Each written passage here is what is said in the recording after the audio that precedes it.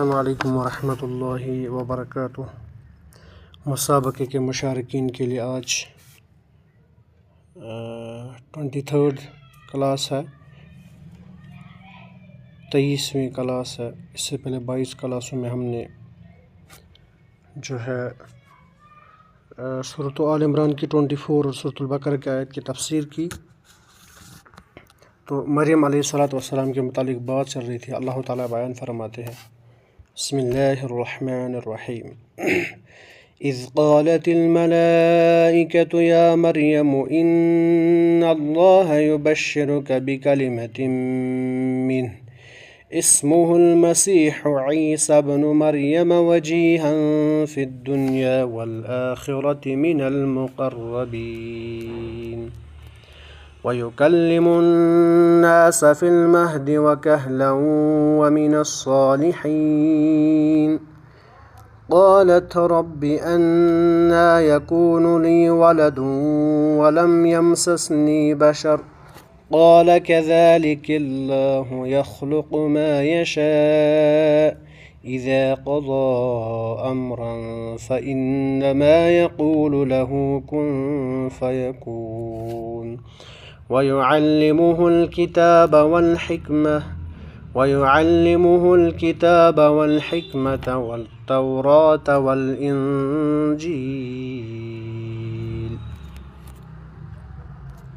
اللہ تعالیٰ بیان فرماتے ہیں،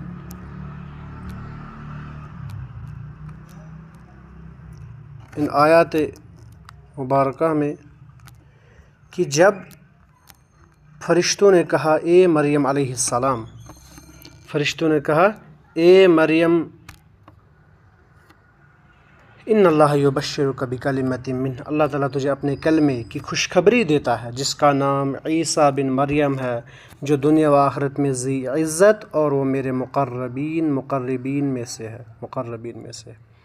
حضرت عیسیٰ علیہ السلام کو کلمہ یعنی الکلمۃ اللہ اس اعتبار سے کہا گیا، ان کی ولادت اعجازی شان کی مظہر ہے اور عام انسانی اصولوں کے برعکس ہے۔ جس طرح سے عمومی طور ولادت ہوتی ہے باپ کے بغیر ہوئی ہے، جیسے ماں باپ سے ہوتی ہے، عیسیٰ علیہ السلام کی ولادت بغیر باپ کے ہوئی ہے اور اللہ کی خاص قدرت اور اس کے کلمہ کن کی تخلیق ہے، جو اللہ نے کن کلمہ بیان فرمایا اسی لیے کلمۃ منہ کہا گیا۔ اسی طرح سے مسیح مسح سے ہے، اس کا معنی کیا ہوتا ہے؟ یعنی کثرت سے زمین کی سیاحت کرنے والا، زمین میں پھرنے گھومنے والا۔ اس کے معنی ہاتھ پھیرنے والا بھی ہے، ٹھیک ہے، دوسرا معنی ہے، کیونکہ آپ ہاتھ پھیر کر مریضوں کو بِإِذْنِ اللہ شفا یاب فرماتے تھے۔ وَإِذْ تُبْرِئُ الْأَكْمَحَ وَأَبْرَصَ بِإِذْنِي وَتُحْيِي الْمَوْتَىٰ بِإِذْنِي جو آیت ہے، یعنی اللہ کی اجازت سے جب کسی گنجے پر یا کسی بیمار پر ہاتھ پھیرتے تو اس کو ٹھیک ہو جاتا۔ ان دونوں معنوں کے اعتبار سے فعیل بمعنی فاعل اور قیامت کے قریب ظاہر ہونے والے دجال کو جو مسیح کہا جاتا ہے، کیونکہ اس کو بھی مسیح دجال کہا گیا، تو وہ اس کا کیا معنی؟ وہ بمعنی مفعول ہے، یہاں پر بمعنی فاعل یعنی کام کرنے والا، ہاتھ پھیرنے والا۔ اب اس کو مسیح وہ مفعول کے معنی پر ہے، یعنی آبجیکٹ وہاں پر ہے وہ، یعنی اس کی ایک آنکھ کانی ہوگی، اسی لیے اس کے اعتبار سے بھی اس کو مسیح، یا دوسرا معنی یہ بھی ہے کہ یا وہ بھی چونکہ کثرت سے دنیا میں پھرے گا اور مکہ مدینہ کے سوا ہر جگہ پہنچے گا، بخاری مسلم کی حدیث ہے، اور بعض روایت میں بیت المقدس کا بھی ذکر ہے، یعنی وہاں بھی نہیں جائے گا، اس لیے اسے بھی المسیح الدجال کہا جاتا ہے۔ عام اہل تفسیر نے عموماً یہی بات درج کی ہے کہ کچھ اور محققین کہتے ہیں کہ مسیح یہود و نصارہ کی اصطلاح میں بڑے معمور من اللہ پیغمبر کو کہتے ہیں، یعنی یہود کی اصطلاح میں اس پیغمبر کو کہتے ہیں جو بہت عظیم اور بڑا ہو، جس کو اللہ کی طرف سے حکم دیا جاتا ہے، یعنی اس کی اصطلاح تقریباً اولو العزم پیغمبر کے ہم معنی ہے، یعنی ان کے ہاں مسیح کا معنی ہے اولو العزم، یہود و نصارہ کا۔ اب دجال کو مسیح اس لیے کہا گیا ہے کہ یہود کو جس انقلاب آفری مسیح کی بشارت دی گئی ہے اور جس کے وہ غلط طور پر اب بھی منتظر ہیں، دجال اسی مسیح کے نام پر آئے گا جس کے یہود منتظر ہیں، ٹھیک ہے، جس کا انتظار کرے، یعنی اپنے آپ کو وہی مسیح قرار دے گا، مگر وہ اپنے اس دعوے سمیت تمام دعووں میں دجل و فریب کا اتنا بڑا پیکر ہوگا، یعنی دھوکہ، دجل دھوکے کو کہتے ہیں، دجل و فریب کا اتنا بڑا پیکر ہوگا کہ اولین و آخرین میں اس کی کوئی مثال نہ ہوگی، اتنا دجال اتنا بڑا دھوکے باز ہوگا، اس لیے وہ الدجال کہلائے گا۔ اور عیسیٰ اجمی زبان کا لفظ ہے، یعنی عیسیٰ اجمی زبان کا لفظ ہے، عربی لفظ نہیں ہے. بعض کے نزدیک یہ عربی ہے اور عاص یا اوسو سے نکلا ہے، اس سے مشتق ہے، جس کے معنی سیاست و قیادت ہے. ٹھیک ہے، تفسیر قرطبی. اس کے بعد بیان فرمایا اللہ تعالیٰ نے عیسیٰ کی کیا خصوصیت ہوگی. وَيُكَلِّمُ النَّاسِ، وہ لوگوں سے اپنے گہوارے میں باتیں کرے گا، یعنی ماں کی ہی گود میں. فی المہدی وکہلا، اور ادھیڑ عمر میں. وَمِنَ الصَّالِحِينَ، اور نیک لوگوں میں سے ہوگا. حضرت عیسیٰ علیہ السلام کے گہوارے میں گفتگو کرنے کا ذکر خود قرآن کریم میں سورہ مریم میں موجود ہے. اس کے علاوہ صحیح حدیث میں 2 بچوں کا ذکر ہے، اور ایک صاحب جریج اور ایک اسرائیلی عورت کا بچہ. اس حدیث میں 2 بچوں کا ذکر ہے. بعض روایت میں 4، بعض کا 7 کا بھی آیا، جنہوں نے جو ہے ماں کی گود میں ہی بات کی ہے. صحیح کے مطابق شاید 4 بچے ہیں. تو ان میں سے ایک جریج کے بارے میں جو واقعہ ہے، مشہور واقعہ بنی اسرائیل کا، جو بچے نے پھر خود ہی گواہی دی تھی. اسی طرح سے ایک اسرائیلی عورت جس نے کسی کو دیکھ کر کہا تھا کاش میرا بچہ ایسا بنتا وغیرہ، وہ جو ہے تفصیلی حدیث ہے. تو اسی طرح سے عیسیٰ علیہ السلام بھی ادھیڑ عمر میں کلام کرنے کا مطلب کیا ہے. بعض نے بیان کیا کہ جب وہ بڑے ہو کر وحی اور رسالت سے سرفراز کیے جائیں گے. بعض نے کہا اس کا مطلب یہ ہے. ٹھیک ہے، ادھیڑ عمر کا مطلب کیا ہے کہ جب وہ ان کو وحی ملے گی رسالت میں. اور بعض نے کہا کہ آپ قیامت کے قریب جب آسمان سے نزول کریں گے، جیسا کہ اہل سنت کا عقیدہ ہے کہ جو صحیح اور متواتر احادیث سے ثابت ہے کہ عیسیٰ علیہ السلام قیامت سے پہلے دنیا میں آئیں گے، تو اس وقت جو وہ اسلام کی تبلیغ کریں گے وہ کلام مراد ہے. اور بعض نے یہ کہا. تو فی المہدی کا مطلب تو یہ کہ گود میں بات کرے گا، اور عیسیٰ علیہ السلام نے کی ماں کی گود میں.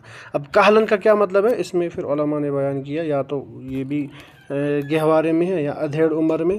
کیا مطلب ہے اس کا کہ یہ جو ہے عیسیٰ علیہ السلام جب ان کو رسالت ملی تھی وہ اس ٹائم جو انہوں نے کلام کیا تھا، یا پھر قیامت سے پہلے جو دنیا میں آئیں گے، آسمان سے نزول کریں گے، اس وقت کی بات ہو رہی ہے. اس کے بعد فرمایا قال رب انا یکون، مریم کہتی ہے یا اللہ الہی مجھے لڑکا کیسے ہوگا. ولم یمسسنی بشر، حالانکہ مجھے تو کسی انسان نے ہاتھ بھی نہیں لگایا ہے. قال کذلک اللہ یخلق ما یشاء، فرمایا اللہ تعالیٰ نے اسی طرح اللہ تعالیٰ جو چاہے پیدا کرتا ہے. جب کبھی وہ کسی کام کو کرنا چاہے تو صرف یہ کہہ دیتا ہے ہو جا، تو وہ کام ہو جاتا ہے. یہ اللہ تعالیٰ کی قدرت، اس کی شان ہے. تو یہاں پر مفسر کہتے ہیں تیرا تعجب بجا ہے، یعنی مریم کا تعجب بجا ہے، کیسے ہوگا بچہ. لیکن قدرت الہی کے لیے یہ کوئی مشکل بات نہیں ہے. وہ جب چاہے اسباب عادیہ و ظاہریہ کا سلسلہ ختم کر کے حکم کن سے پلک جھپکتے میں جو چاہے کر دے. یعنی عمومی طور جو ایک پروسیس ہوتا ہے اس کے خلاف اللہ تعالیٰ کبھی اس پروسیس کے بغیر ہی وہ کام کر دیتا ہے کن کے ذریعے سے. وَيُعَلِّمُهُ الْكِتَابَ وَالْحِكْمَةَ وَالتَّوْرَاةَ وَالْإِنْجِيلَ، اللہ تعالیٰ اس سے لکھنا اور حکمت اور تورات اور انجیل سکھائے گا. کتاب سے مراد کتابت ہے، یعنی کتابت بھی ہے، جیسا کہ ترجمہ میں اختیار کیا گیا ہے. اللہ تعالیٰ اسے لکھنا، کتاب سے مراد لکھنا سکھائے. یا کتاب سے مراد انجیل و تورات کے علاوہ کوئی اور کتاب ہے جس کا علم اللہ تعالیٰ نے انہیں دیا تھا. یہ تفسیر قرطبی نے بیان کیا ہے. یا تورات و انجیل الکتاب و حکمہ کی تفسیر ہے، یعنی وَيُعَلِّمُهُ الْكِتَاب. ایک معنی تو یہ ہے کہ اللہ تعالیٰ اس کو کتاب سکھائے گا، اور وہ کتاب اور حکمت سکھائے گا. وہ کتاب اور حکمت کیا ہے؟ تورات اور انجیل.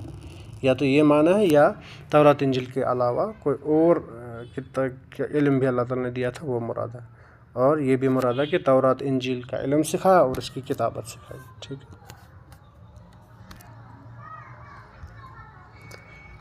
اس کے بعد کی آیت میں اللہ تعالیٰ نے بیان فرمایا وَرَسُولًا إِلَىٰ بَنِي إِسْرَائِيلَ، وہ بنی اسرائیل کی طرف رسول ہوگا. أَنِّي قَدْ جِئْتُكُمْ بِآيَةٍ مِّن رَبِّكُمْ، کہ میں تمہارے پاس تمہارے رب کی نشانی لایا. أَنِّي أَخْلُقُ لَكُم مِّنَ الطِّينِ كَهَيْئَةِ الطَّيْرِ، میں تمہارے لیے پرندے کی شکل کی طرح مٹی کا پرندہ بناتا ہوں. عیسیٰ علیہ السلام کو اللہ تعالیٰ نے طاقت دی تھی. فَأَنفَخُ فِيهِ فَيَكُونُ طَيْرًا بِإِذْنِ اللَّهِ، پھر میں اس میں پھونک مارتا ہوں تو وہ اللہ کے حکم سے پرندہ بن جاتا ہے. ایسا نہ ہو کہ کوئی کہے کہ عیسیٰ علیہ السلام مارنا زندہ کرنا جانتے تھے بذات خود، نہیں. بِإِذْنِ اللَّهِ، یہاں پر اللہ نے بیان کیا بِإِذْنِ اللَّهِ. روح اس میں پھونک مارتے تھے پرندے کو بناتے تھے، یعنی مٹی کا پرندہ بناتے تھے، پھر اس میں پھونک مارتے تھے تو اللہ کے حکم سے پرندہ بن جاتا تھا۔ وَأُبْرِئُ الْأَكْمَحَ وَالْأَبْرَصَ وَأُحْيِي الْمَوْتَى بِإِذْنِ اللَّهِ، اور اللہ کے حکم سے میں مادرزاد اندھے کو، یعنی جو پہلے سے ہی پیدائشی اندھا ہوتا ہے اس کو، اور کوڑھی کو جس کی کوڑھ کی بیماری ہو، اچھا کر لیتا ہوں، اور مردے کو جگا دیتا ہوں، یعنی زندہ کرتا ہوں، اور جو کچھ تم کھاؤ اور جو اپنے گھروں میں ذخیرہ کرو میں تمہیں بتا دیتا ہوں، اس میں تمہارے لیے بڑی نشانی ہے، یعنی یہ چیزیں تم گھر میں چھپاتے ہو، وَأُنَبِّئُكُم بِمَا تَأْكُلُونَ وَمَا تَدَّخِرُونَ، کیا کھاتے ہو، کیا جمع کرتے ہو اپنے گھر میں، وہ بھی میں بتا دیتا ہوں، لیکن کیسے؟ بِإِذْنِ اللہ، اللہ کی ہی اذن سے، اللہ نے یہ طاقت دی ہے مجھے۔ إِنَّ فِي ذَلِكَ لَآيَةً لَكُمْ إِن كُنتُم مُؤْمِنِينَ، فرمایا یہ جو کچھ میں تمہیں بیان کرتا ہوں یہ اس میں تمہارے لیے بڑی نشانی ہے، تمہارے لیے بڑی نشانی ہے اگر تم ایمان لانے والے ہو اللہ پر، ٹھیک ہے۔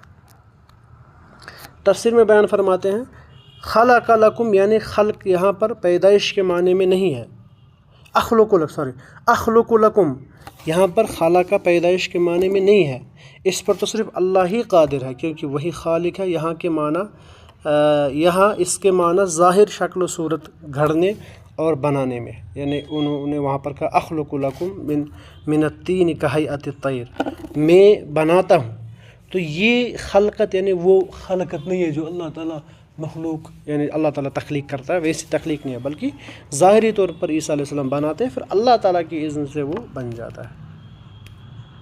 دوبارہ بِإِذْنِ اللہ، اچھا اللہ کے حکم سے کہنے سے مقصد یہی ہے، یعنی اللہ تعالیٰ نے دو جگہ پر کہا، عیسیٰ نے کہا میں بِإِذْنِ اللہ پرندے کو بناتا ہوں، بِإِذْنِ اللہ بیمار کو ہاتھ پھیرتا ہوں شفا ہو جاتا ہے، اور مردے کو زندہ کرتا ہوں۔ دو بار یہاں پر بِإِذْنِ اللہ کہنے کا مقصد کیا ہے؟